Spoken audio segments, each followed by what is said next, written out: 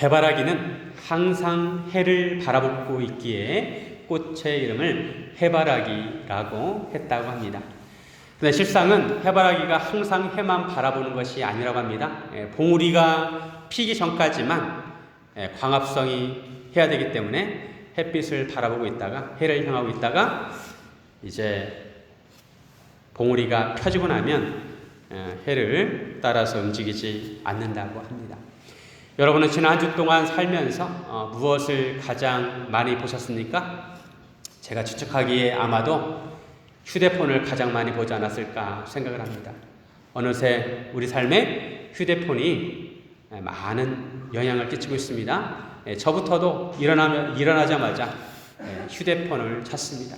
그리고 우리가 틈틈이 하루 종일 살면서 휴대폰을 바라봅니다. 어디 갈 때도 가장 먼저 휴대폰을 찾고 집안에서도 휴대폰을 끼고 삽니다. 어떤 사람은 길에 가면서도 휴대폰을 보다가 맨홀에 빠진 사람도 있습니다. 사람은 저마다 무언가를 바라보고 또 찾아다닙니다. 대표적으로 사람들은 먹을 것을 찾아다닙니다. 어떤 사람은 맛집을 찾아다닙니다. 텔레비전에 보면 맛집을 소개하는 프로가 많이 있습니다. 그런 맛집을 보면 사람들이 미어 터집니다. 줄을 서서 기다립니다. 경기가 좋을 때나 어려울 때나 그 맛집에 맛있는 음식을 먹기 위해서 사람들이 찾아옵니다. 그런 맛집 프로를 보면서 그 음식이 어떻게 그런 맛을 내는지 비결을 보여주고 있습니다.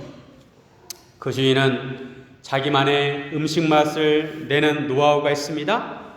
제가 그런 프로를 보면서 느끼는 점은 무엇이냐면 그런 맛집의 주인들은 하나같이 맛을 내기 위해서 많은 노력을 한다는 것입니다. 맛이 없을 수 없을 정도로 노력을 많이 합니다. 매일 새벽에 일어나서 음식 재료를 다듬고 국물 맛을 내기 위해서 오랜 시간 끓이고 맛을 내는 여러 재료들을 준비해서 하는 것을 보면 정말 대단하다는 생각을 합니다. 그래도 요즘은 굶어 죽는 사람은 없습니다. 사람들이 먹고 살만합니다. 그래서 사람들은 더 맛있는 것을 찾아냅니다. 그러나 먹을 것 자체가 없던 시대는 맛은 둘째치고 먹는 것이 있는 것만으로도 감사하는 시대였습니다. 바로 예수님의 시대가 그랬습니다. 이스라엘 민족은 로마 제국의 식민지였기 때문에 많은 세금을 내야 해서 그들이 먹을 것이 부족하였습니다. 먹을 것이 귀했습니다. 그런데 유대인들은 어느 날 예수님을 따라가다가 예수님께서 보리떡 5개와 물고기 2마리로 오병이의 표적을 행하는 것을 보았습니다. 이런 오병이의 표적을 보고 사람들은 생각하였을 것입니다. 우리가 이 예수님만 붙들면 앞으로 굶어 죽는 일은 없겠구나. 그래서 사람들은 예수님께서 행하신 오병이의 표적을 보고 놀라서 예수님을 그 선지자라고도 하고 또 억지로 붙들고 임금으로 삼으려고 하였습니다. 그날 밤 보리떡을 먹은 사람들은 무슨 생각을 하며 잠들었을까요? 내일도 예수님을 찾아가야지. 그 보리떡만 생각했을 것입니다. 앞으로 보리떡을 얻기 위해서 힘들게 농사를 짓지 않아도 되겠구나. 예수님만 계시면 보리떡을 쉽게 얻을 수 있으니까 앞으로 예수님 옆에 딱 붙어서 떨어지지 말아야 되겠다 생각했을 것입니다. 사람들은 그날 밤 자고 나서 새날이 되자 어김없이 예수님을 찾기 시작했습니다. 예수님께서 전날 오병이의 표적을 행하셨던 곳을 찾아갔습니다. 그러나 실망스럽게도 그대는 예수님이 계시지 않았습니다. 사람들은 눈에 불을 켜고 예수님을 찾아다녔습니다. 호숫가에 남아있는 배 한 척을 보면서 예수님께서 어디로 가셨을까 추측을 합니다. 그들은 배들을 타고 가버나움으로 갔습니다. 다행스럽게도 그들은 그곳에서 예수님을 만날 수 있었습니다. 예수를 발견하고 그들은 너무나 반가워서 랍비여 언제 여기 오셨나이까? 라고 합니다. 예수를 발견한 그들은 안도하였을 것입니다. 그런데 예수님께서는 그들을 반갑게 맞아주지 않는 거예요. 오히려 이상한 말씀하십니다. 오늘 본문의 26절에 보면 예수께서 대답하여 이르시되 내가 진실로 진실로 너희에게 이르노니 너희가 나를 찾는 것은 표적을 본 까닭이 아니요 떡을 먹고 배부른 까닭이로다. 예수님께서는 그들이 예수님을 찾는 동기가 무엇인가 잘못되었다고 지적하셨습니다. 그들이 예수님을 찾는 까닭은 그들이 떡을 먹고 배불렀기 때문입니다. 또 예수님께서 주시는 떡을 통해 그들의 배고픔을 채우려고 예수님을 찾아왔던 것입니다. 그러나 예수님께서 그들에게 기대하시는 것이 있으셨습니다. 예수님께서 보리떡 5개와 물고기 2마리로 5,000명을 먹이신 것은 표적이었습니다. 이 표적을 통해 그들에게 어떤 깨달음을 주시기 위해서였습니다. 오병이의 표적은 무언가 그들에게 깨달음을 주려는 힌트였습니다. 사인이었습니다. 무언가를 가리키는 화살표였습니다. 하지만 화살표가 가리키는 그 무엇은 보지 않고 단지 그들은 화살표만 바라보고 있었습니다. 우리는 무엇을 보느냐가 중요합니다. 달을 볼 것인가? 달을 가리키는 손가락을 바라볼 것인가? 아름다운 꽃밭을 바라볼 것인가? 아니면 그 꽃밭을 가리키는 간판만 볼 것인가? 우리는 예수님께서 궁극적으로 가리키고자 하시는 그 무엇을 보아야 합니다. 오늘 말씀을 통해 우리는 무엇을 바라보아야 하는지 함께 나누기를 원합니다. 첫째, 하늘을 바라보아야 합니다. 우리는 땅만 바라봐서는 안 되고 하늘을 바라보아야 합니다. 하늘엔 하나님이 계십니다. 유대인들은 주로 하나님을 직접적으로 언급하지 않고 하나님 대신에 하늘이라고 표현하였습니다.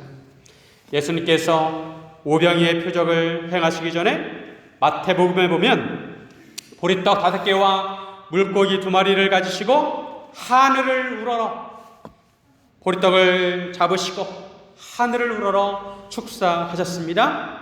예수님께서 하늘을 바라보시고 하나님 아버지께 기도하셨습니다. 이런 예수님의 모습 속에 예수님께서 오병이의 표적을 행하신 의도가 나타나 있습니다. 예수님은 예수님을 따르는 자들이 바로 하늘을 바라보기를 원했던 것입니다. 그런데 유대인들은 유대인들답게 또 다른 표적을 구합니다. 30절에 보면 그들이 묻되 그러면 우리가 보고 당신을 믿도록 행하시는 표적이 무엇이니까? 하시는 일이 무엇이니까? 예수님께서 자신을 하나님께서 보내신 자라는 의도로 말씀하시니까 유대인들이 그럼 표적을 보여달라는 것입니다. 예수님께서 이미 오병이의 표적을 행하셨는데도 불구하고 그들은 또 다른 표적을 구하고 있습니다. 오병이의 표적보다 더 강하고 더 확실한 표적을 보여달라는 것입니다. 사람들이 기적을 체험하고 기적을 보면 믿을 것 같지만 그렇다고 믿음이 생기는 것이 아닙니다. 믿음이 생기는 것도 하나님이 은혜를 주셔야 하는 것입니다. 유대인들은 예수님에게 또 다른 표적을 보여달라고 하면서 모세의 표적에 대해서 말합니다. 출애굽기에 보면 이스라엘 백성들이 광야를 40년 동안 거닐면서 만나를 먹고 살았습니다. 유대인들은 이런 표적을 그들이 절대적으로 신봉하는 모세가 행했다고 생각했습니다. 그런데 예수님께서 유대인들의 잘못된 생각을 바로잡아 주십니다. 32절에 예수께서 이르시되 내가 진실로 진실로 너희에게 이르노니 모세가 너희에게 하늘로부터 떡을 준 것이 아니라 내 아버지께서 너희에게 하늘로부터 참떡을 주시나니. 먼저는 하늘로부터 떡을 준 것은 모세가 아니라 바로 하나님 아버지라고 고쳐주셨습니다. 그리고 하나님 아버지께서 하늘로부터 참떡을 주신다는 것입니다. 만나는 일시적이고 한시적인 것이었습니다. 만나는 참떡이 아니었습니다. 그러나 이제 하나님 아버지께서 참떡을 주시는데 이 하나님의 떡은 하늘에서 내려 세상에 생명을 주는 것이라고 말씀하십니다. 오늘 본문에서 예수님께서는 자신을 하늘에서 내려온 떡이라고 하십니다. 하늘에서 내려온 떡이다. 나는 하늘에서 내려온 떡이다. 오늘 본문에 하늘에서 내려왔다는 표현이 7번 사용되고 있습니다. 예수님께서 오병이의 표적을 통해서 사람들에게 가르쳐 주시는 것은 하늘을 바라보라는 것입니다. 우리의 창조주시고 우리에게 생명을 주시는 하나님 아버지를 바라보라는 것입니다. 아담은 죄를 지어서 에덴 동산에서 쫓겨났습니다. 하나님과의 관계가 단절되었습니다. 아담은 생명의 근원이신 하나님으로부터 단절되었기 때문에 죽음을 맞이할 수밖에 없었습니다. 하나님으로부터 생명을 공급받지 못했습니다. 인간은 먹어야 생명이 유지된다고 생각합니다. 사람이 굶으면 죽습니다. 그래서 항상 먹을 것을 찾고 먹을 것을 배에 채웁니다. 그런데 이처럼 육적으로 사는 생명을 헬라어로 비오스라고 합니다. 비오스. 그러나 영원한 생명, 영생은 조에라고 합니다. 하나님께서 인간과 끊어졌던 관계를 다시 회복시키시고 인간들에게 진정한 생명, 영원한 생명, 조회를 주시기를 원하시는 것입니다. 이처럼 인간들이 영원한 생명을 얻기 위해서는 먼저 하늘을 바라봐야 하는 것입니다. 하나님을 갈망해야 합니다. 사실 하나님께서 광야에서 이스라엘 백성들에게 만나를 내려주신 것도 이것을 띄워쳐 주시기 위함이었습니다. 신명기 8장 3절 너를 낮추시며 너를 줄이게 하시며 또 너도 알지 못하며 내 조상들도 알지 못하던 만나를 내게 먹이신 것은 사람의 떡으로만 사는 것이 아니요 여호와의 입에서 나오는 모든 말씀으로 사는 줄을 내가 알게 하려 하심이니라. 사람은 떡으로만 사는 존재가 아니라 여호와의 말씀으로 사는 존재라고 그것을 깨우쳐 주시기 위해서 만나를 내려주셨다는 것입니다. 아담이 타락하도록 유혹한 마귀는 인간이 육적인 양식에만 집중하도록 합니다. 당장 먹지 않으면 죽으니까 육적인 양식이 전부인 것처럼 생각하게 합니다. 그래서 예수님을 시험할 때도 돌을 떡으로 만들라고 유혹합니다. 그때 예수님은 이 말씀을 인용하셨습니다.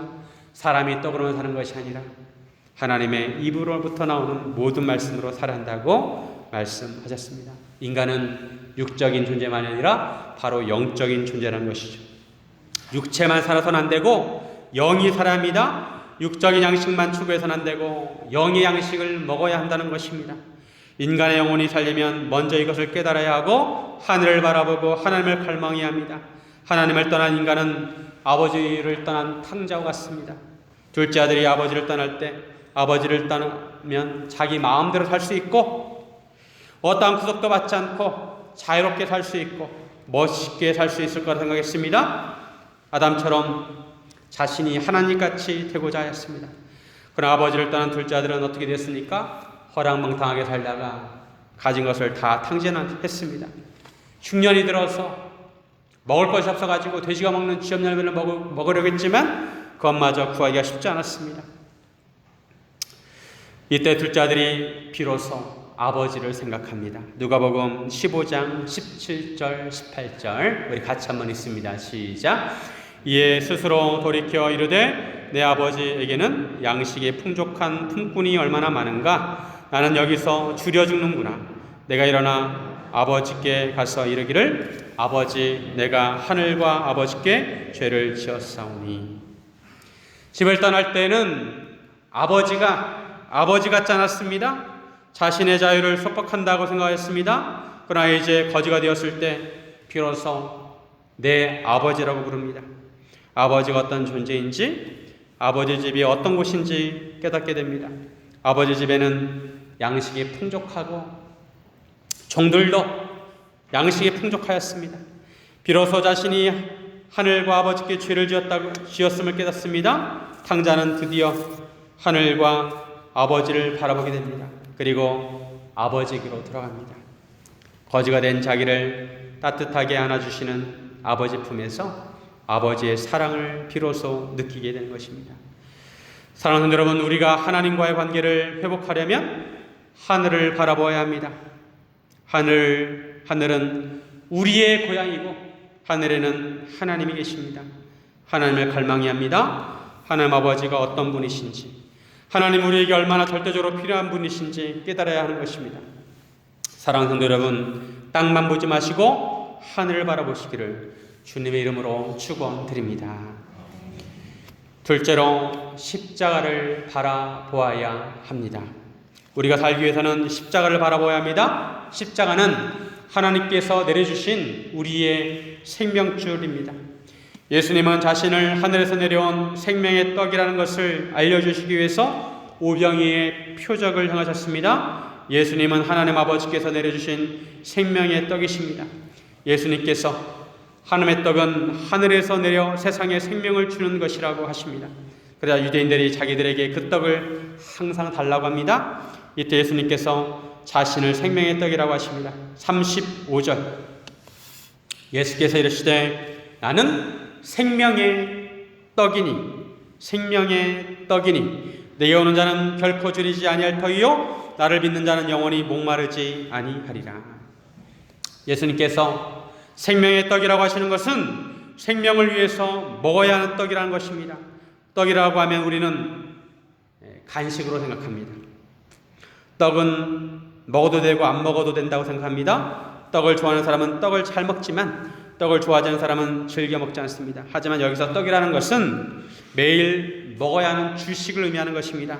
그래서 밥이라고 이해하면 좋을 것 같습니다. 예수님은 바로 우리의 생명의 밥이라는 것입니다. 밥은 매일 먹어야 합니다. 예수님은 생명의 밥이시기에 예수님께 가면 결코 줄이지 않고 예수를 믿는 자는 영원히 목마르지 아니한다고 하십니다. 예수님께서 자신을 하늘에서 내려온 떡이라고 하시자 사람들이 서로 수군거립니다.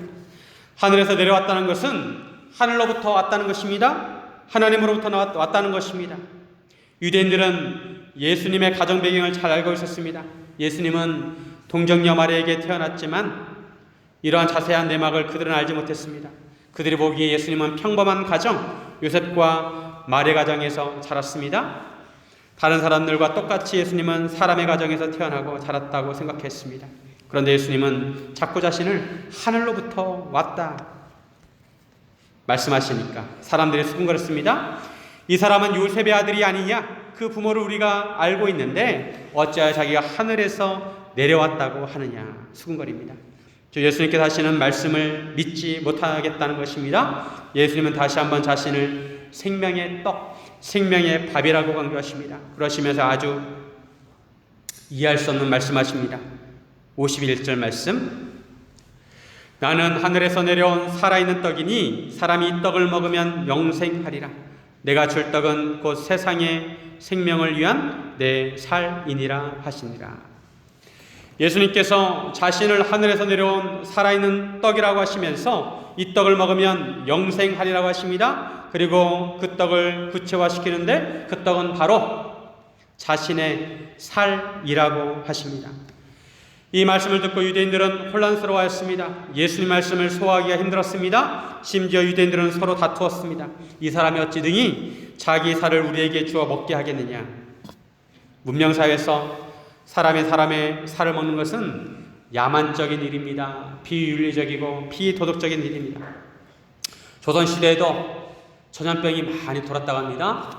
전염병이 돌고 흉내졌을 때 사람들이 먹을 것이 없으니까 심지어는 사람을 잡아먹었다는 기록이 있기도 합니다.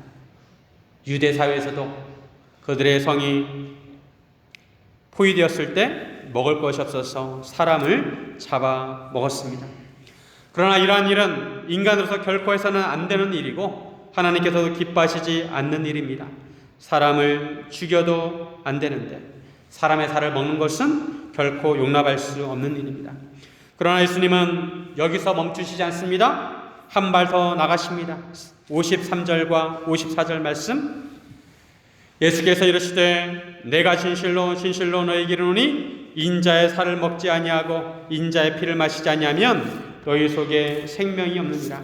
내 살을 먹고 내 피를 마시는 자는 영생을 가졌고 마지막 날에 내가 그를 다시 살리리니.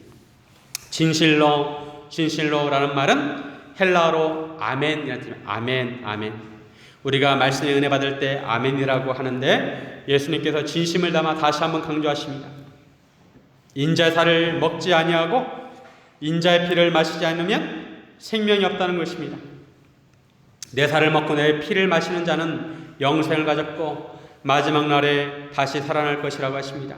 예수님은 자신의 살뿐만 아니라 자신의 피를 마셔야 한다고 하십니다. 유대인들이 듣기에 이 또한 거북한 말이었습니다. 여호와 하나님께서는 분명히 피를 마시지 말라고 금하셨습니다. 노아 홍수 이후에 동물을 잡아 먹을 수 있도록 허용하셨지만 그때도 피를 마시지 말라고 하셨습니다. 그런데 예수님은 자신의 피를 마셔야 한다는 거예요. 예수님께서 이렇게 말씀하시는 것은 실제로 살을 먹고 피를 마시라는 것이 아니라 비유적으로 말씀하신 것입니다. 예수님은 자신의 살을 참된 양식이고 자신의 피를 참된 음료라고 하십니다. 즉 예수님의 살과 피를 먹고 마시는 것은 예수님 안에 거하고 예수님께서 우리 안에 거하시는 것입니다. 즉 예수님의 살과 피를 먹고 마시는 것은 예수님과의 연합을 의미합니다. 예수님과 함께하는 것을 의미합니다. 예수님을 믿고 예수님과 하나 되는 것을 의미합니다. 예수님께서 하나님 아버지로 말미암아 사시는 것 같이 우리도 예수님으로 말미암아 살아야 함을 말씀하십니다. 광야 시대에 하늘에서 내려온 떡은 먹고도 죽지만 예수님의 생명의 떡을 먹는 자는 영원히 살게 될 것입니다. 예수님은 오늘 본문에 보면 자신을 인자라고 하십니다. 인자는 사람의 아들입니다. 앞에 정관사가 붙어서 그 사람의 아들입니다. 지난번에도 말씀드렸지만 이 인자는 바로 다니엘서에 나오는 다니엘서에서 예언된 인자를 의미합니다. 다니엘 7장 13절 14절. 내가 또 밤 환상 중에 보니 인자 같은 이가 하늘 구름을 타고 와서 옛적부터 항상 계신 이에게 나아가 그 앞으로 인도되매 그에게 권세와 영광과 나라를 주고 모든 백성과 나라들과 다른 언어를 말하는 모든 자들이 그를 섬기게 하였으니 그의 권세는 소멸되지 아니하는 영원한 권세요 그의 나라는 멸망하지 아니할 것이니라. 다니엘이 환상에서 인자를 보았는데 그가 영원한 나라를 세우게 될 것이라고 예언하였습니다.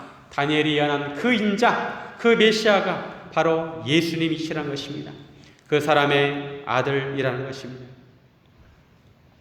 그 인자, 그 사람의 아들이 예수님이신데 예수님께서는 그의 백성들에게 영생을 주시기 위해 인자의 살과 피를 주신다는 것입니다. 이 말씀은 예수님께서 십자가에 찢기신 살과 흘리신 피를 의미합니다. 예수님께서 십자가에서 흘리신 피는 크게 두 가지 의미가 있습니다. 하나는 대속의 의미가 있습니다. 우리 죄를 사하기 위해서 희생 제물의 의미가 있습니다. 또 한 가지는 새 언약의 피란 의미가 있습니다. 죄로 인해 깨어졌던 하나님과 하나님의 백성의 새로운 관계를 맺기 위해서 피를 흘리신다는 것입니다. 예수님께서 십자가에서 피를 흘리심으로 우리의 죄 문제가 완전히 해결되었고 우리와 새로운 언약의 관계를 맺게 되었다는 것입니다. 예수님의 살과 피는 예수님께서 십자가 위에서 찢기신 살과 흘리신 피입니다.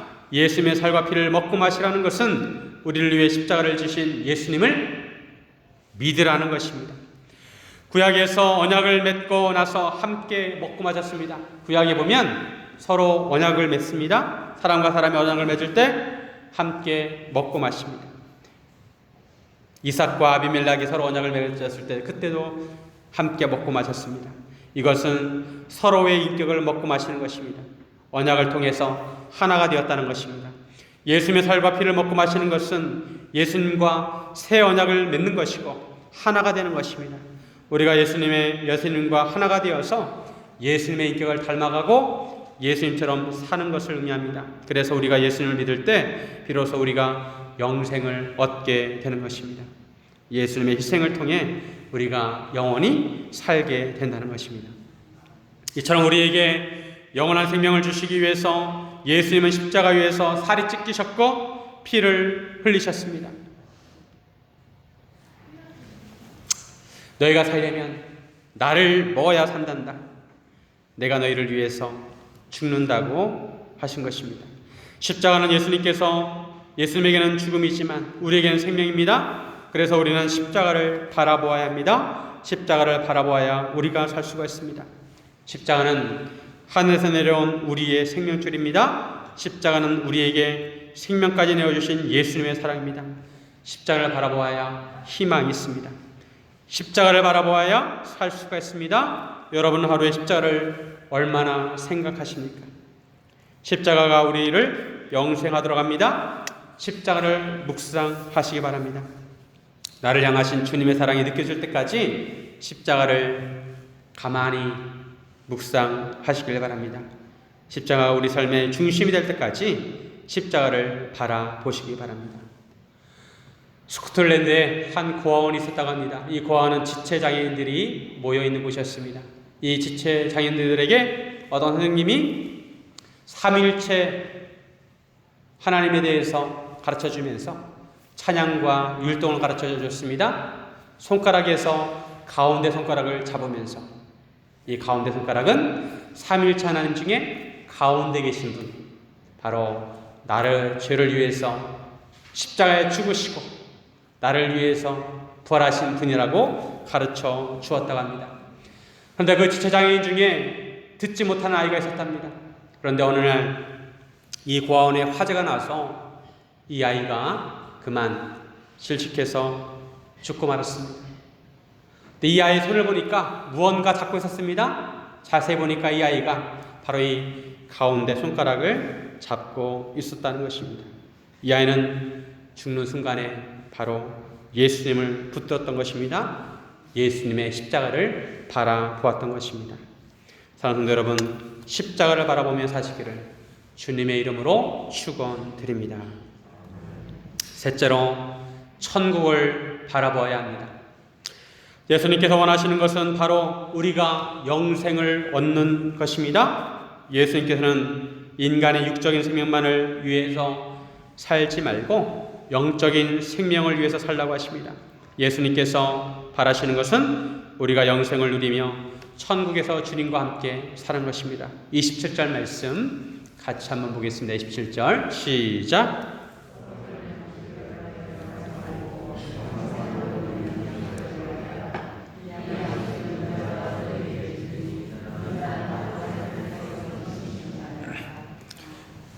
이 세상에서 사람들은 양식을 위해 살아갑니다. 양식을 위해서 일을 합니다. 하지만 결국 썩어질 양식을 위해서 일하지 말고 영생하도록 있는 양식을 위해서 일하라. 예수님 말씀하셨습니다. 유대인들이 그럼 우리가 어떻게 하여 하나님의 일을 하오리까 묻습니다. 그때 예수님께서 예수님을 믿는 것이 바로 하나님의 일이라고 하십니다. 29절 예수께서 대답하여 이르시되 하나님께서 보내신 이를 믿는 것이 하나님의 일이니라 하시니, 하나님의 일은 하나님께 보내신 예수를 믿는 것이 바로 하나님의 일입니다. 예수를 믿는 것이 가장 중요한 일이라는 것입니다. 그리고 이것이 바로 하나님의 뜻입니다. 40절 말씀 내 아버지의 뜻은 아들을 보고 믿는 자마다 영생을 얻는 이것이니 마지막 날에 내가 이를 다시 살리리라 하시니라. 즉 예수를 믿고 영생을 얻는 것이 하나님의 뜻입니다. 47절 진실로 진실로 너에게 이르노니 믿는 자는 영생을 가졌나니. 본문에서 진실로 진실로 4번 말씀하시는데 가장 중요한 말씀입니다. 예수님을 믿는 자는 이미 영생을 가졌다는 것입니다.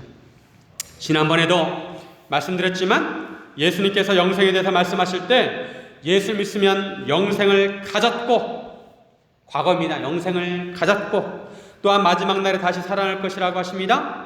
우리가 영생의 개념을 이해할 때 영생을 이원론적으로만 생각해서는 안 됩니다. 영생은 우리의 영혼에만 해당되고 육체와는 상관없다고 생각하고, 공간적으로는 하늘에 해당되지만 땅에서는 해당이 안 되고, 시간적으로는 마지막 날에 해당이 되지만 지금은 해당이 되지 않는 것으로 생각해서는 안 된다는 것입니다. 영생은 앞으로도 이루어지지만 지금도 이미 영생을 얻었다는 것입니다. 우리가 영생을 한다는 것은 영혼뿐만 아니라 우리 육체에도 해당이 되는 것이고, 하늘에서뿐만 아니라 땅에서도 해당이 되는 것이고, 앞으로만 아니라 바로 지금도 해당이 되는 것입니다. 우리가 예수를 믿고 영생을 얻었다는 것은 우리가 이 땅에서도 하나님께 주시는 은혜를 누리며 산다는 것입니다. 천국은 예수님이 다시 오실 때 그때 완성이 되지만 이미 예수님이 이 땅에 오심으로 이미 시작이 되었습니다. 영생은 주님께서 주시는 영원한 생명을 맛보는 것입니다. 단지 육적인 생명만 아니라 하나님께서 주시는 영혼의 생명을 가지고 사는 것입니다.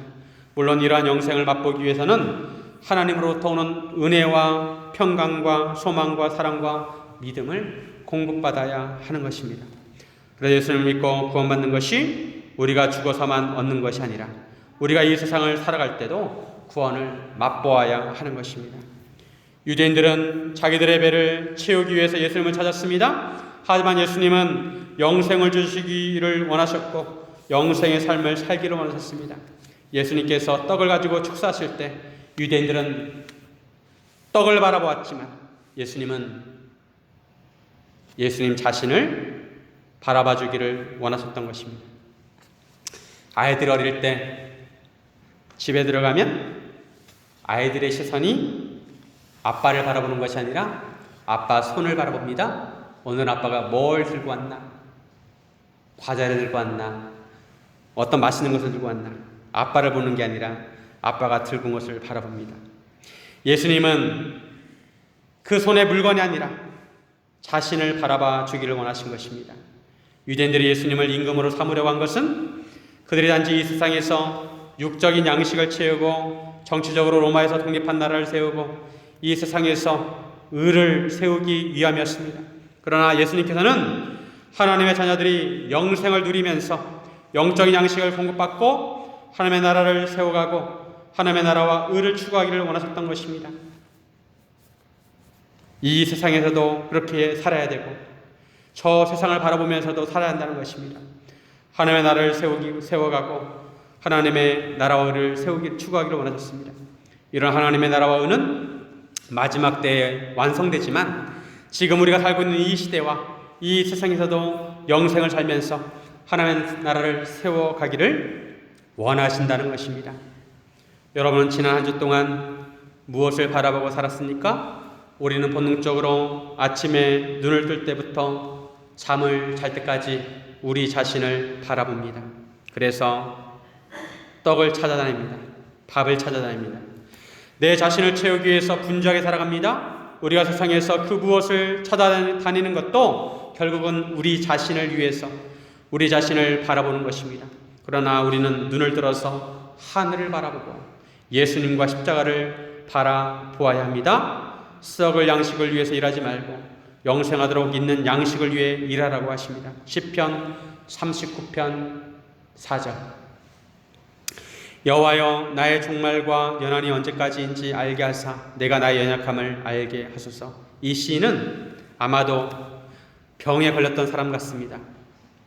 이 시인이 자신의 종말, 자신의 인생이 언제까지인지 그것을 깨닫게 해달라고 기도하고 있습니다. 그리고 이 시인은 자기 인생이 주 앞에서 한 뼘 길이라고 고백합니다.